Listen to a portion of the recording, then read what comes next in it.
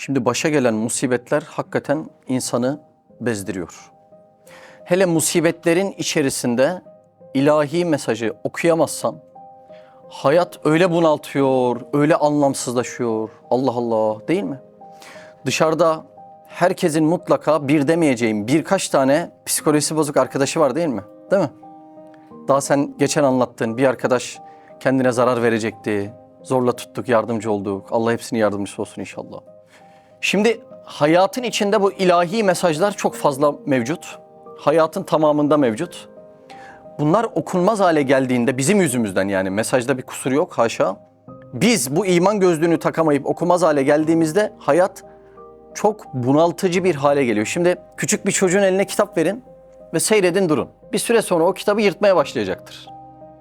O çocuğa desen ki ya yırtma, o kitabın içinde derin derin manalar var. O zaten manaya giremediğinden dolayı kitabı yırtıyor. Yani ne oluyor?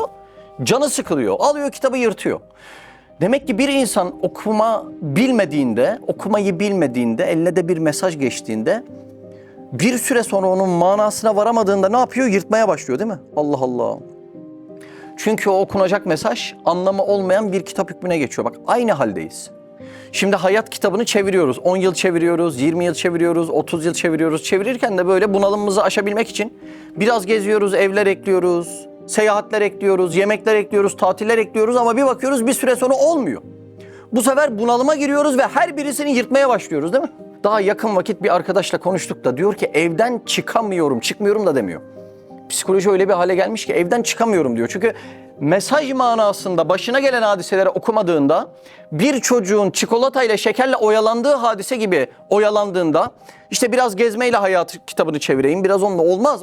O ilahi mesajı okumadıktan sonra o bunalımdan çıkamıyor insan, değil mi? Allah Allah. En sonunda da Allah muhafaza, İnsan diyor ki bu sıkıntılar bu hayata değmez diyor. Ben bu sınav kağıdını yırtıp çıkıyorum diyor. Allah muhafaza.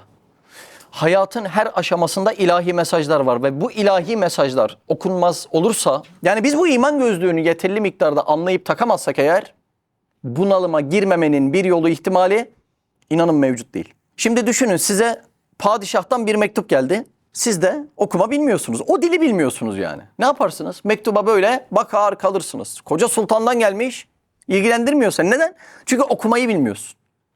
Şimdi eskiler başına gelen her hadisedeki iradeyi, ilahiyeyi çok iyi okumuşlar. Yani mesajı çok iyi okuyorlar. O kadar ince detay okumayı biliyorlar ki ellerinden tesbih düşse onun altında derin manalar bulabiliyorlar. Böyle olunca da hayat ne oluyor? Çok anlamlı bir hale geliyor. O kitap ne oluyor senin için? Başkasına emanet bile etmek istemediğin, değil mi? Bir çocuğun kitabı yırttığının zıttını düşünelim. Senin hayatını değiştiren anlamlı bir kitap oldu. Birisi de kötü bir niyetle de değil, okumak için istiyor. Dersin ki olmaz.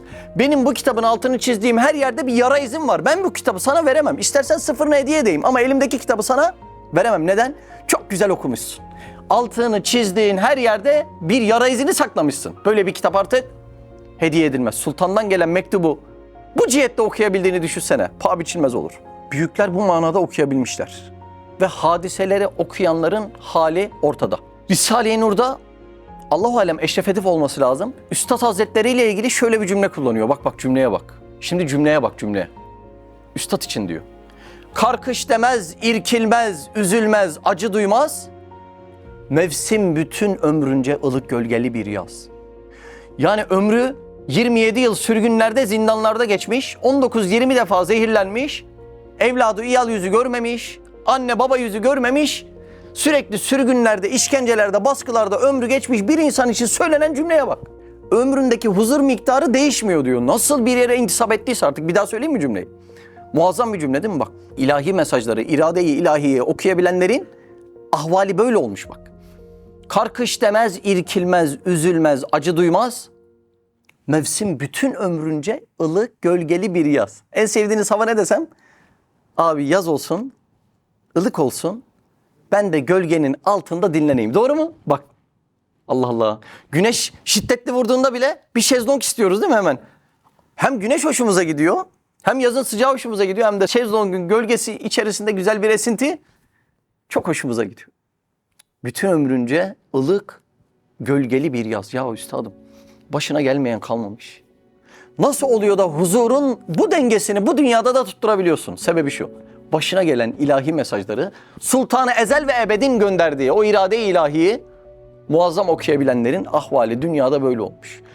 Şu yeryüzüne kazık diye çakılan dağlar gibi manevi hayatlarında denge değişmemiş. Allah Allah. Bakın manayı okuyabilenler, yine Üstad Hazretlerinden anlatacağım. Üstad Rahimullah diyor ki bakın, musibet, başa gelen bu hadiseler, cinayetin neticesi, yaptığımız bir olayın neticesi, mükafatın da mukaddemesidir diyor. Ne diyor? Yani başına bir musibet geldikten sonra peşi sıra biraz dişini sıkıp sabretsen ne gelecek diyor? Mükafat. Doğum sancısının neticesinde ne var? Dünyalar güzeli bir evlat, öyle mi? Bak, başta biraz musibet, yani sancı, devamında mükafat var. Allah Allah. Şimdi o kışın fırtınalı havasının arkasında ne saklı?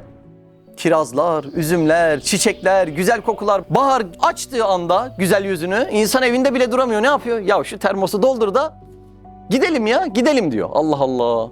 Yani şimdi hayat kitabını okuyanların, ilahi mesajı okuyanların şu stabil hayatlarını görüyorsunuz değil mi yani? Nasıl başına gelen hadiseler karşısında bir musibet bile diyor ki bunun peşi sıra ne gelecek? Mükafat. Bakın ayrı bilinç bizde de var yani. İş yerinde her gidip çalıştığınızda 8 saat 10 saat çok mutlu çalışmıyorsunuz. Bazen hasta oluyorsunuz, bazen insanlarla konuşmayı çekemiyorsunuz, bazen beliniz başınız ağrıyor. Ama ne yapıyorsunuz? Ya şu musibetin o 8-10 saatin neticesinde bana ne gelecek? Dünya parası gelecek. Yani şimdi dünyada bu mantığı sağlayabilen bir insan sabredip dişini sıkabiliyor. Şimdi aynı mantığı ahiret için yöneltmişler ve ilahi mesajı çok muazzam okuyabilmişler. Şimdi dünyada bu mesajı okuyabildiğimizin bir örneğini daha vereyim. Adam yatıyor. Adama diyorlar ki doktor seni birazdan ne yapacak? Kesecek. Adam diyor ki doktor kesiyorsa bir bildiği vardır. Ve bunun karşılığında ne yapıyor? Doktora para da veriyor mu? Para veriyor. Ne diye veriyor biliyor musun parayı? Ey doktor beni kes diye veriyor. Neden? Çünkü şunu söyleyebiliyor adam. Doktor benim vücudumu benden daha iyi biliyor. Biz ise şunu söyleyemiyoruz. Hayatımı yaratan, değil vücudumu, içindeki ruhu dahi içine koyan, yaratan Allah, benim hayatımla ilgili bütün ince detayları benden çok daha iyi biliyorsa benim ona teslim olmam lazım diyemiyoruz. Bakın doktoru tanıdığımız, güvendiğimiz kadar Allah'ı tanıyamıyoruz. Musibetlerle Allah'ı tanımayan bir insanın baş edebilmesi mümkün değil. İman derslerini bahsediyorum. Bir bilgi neden alınır? Amele dökebilmek için. Doğru mu? Bir şeyi neden öğrenirsiniz? Yapabilmek için.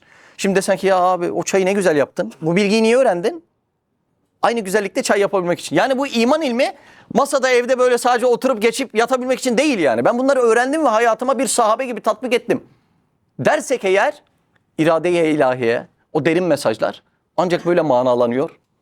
Ancak bu şekilde hayat anlam kazanabiliyor. Bakın Eyüp peygamberin başına gelenleri malumunuz biliyorsunuz. 70 yıl saadetli bir hayat, 16 yıl inanılmaz hastalık, kalan 70 yıl muazzam. O 16 yıl içerisinde akıl almaz hastalık, çiçek yahut cüzzam diye bahsediliyor. Bu hastalıkların neticesinde elini açıp da Allah'ım şifa ver demiyor. Neden demiyor biliyor musunuz? Hayatını kıymetli bir ahiret parasına geçirecek olan şeyin hastalık olduğunun çok iyi farkında. Demiyor yani. Ta ki elindeki tek sermayesi olan kulluğuna zarar geliyor. Zikredemez, Allah'ı ibadet edemez hale geliyor. Rabbi inni meseniyet durru ente erhamur rahimin. Ya Rab diyor, zararı bana dokundu, kalbime dokundu, zikrime dokundu, kulluğuma, ibadetime dokundu. Yani bana ait olan tek şeye dokundu. Sen merhamet edenlerin en merhametlisin. Yani altındaki derin hazineyi, musibetlerin, hastalıkların altındaki derin hazineyi muazzam keşfetmişler. Yani yıllar yılı bütün ilahi mesajları okumanın lisanını ve dilini öğrenen insanların olayı şuna dönüşüyor. İhtiyarladıkça daha vakur, daha tevekküllü, daha mutlu, huzuru bozulmamış bir hale geliyor. Zıttını yaşayanlar hayat sayfasını böyle çeviriyor. Gezdim, yedim, içtim, eğlendim. İleriki yaşlarda bunalımları baş edilmez seviyelere geliyor. Çünkü 20'li yaşlarda gaflete düşme ihtimali daha kolay. Gezdim, coştum, arkadaşlarımı aradım. Başıma gelen musibeti bir şekilde hani affedersiniz kokain içmek gibi unuttum gitti. Ama ileriki yaşlarda bu başına gelenleri bu kadar hızlı atamıyorsun. Neden? Çünkü var olan sana kanca gibi saplanmış sorumluluklarını atamıyorsun. Ev var, iş var, çocuk var, fatura var, sağlığım var, belim ağrıyor, saçım şöyle, başım böyle, kaşım böyle diye bunları atamıyorsun. O yüzden bu iman derslerini o yaşlara saklamamak. Daha bu yaşlardan hem öğrenmek, ilim ne içinde? Amel etmek için. Hem de amel etmek. Yani sahabe gibi Allah'ı razı edebilecek bir pozisyon yakalayabilmek çok çok çok önemli.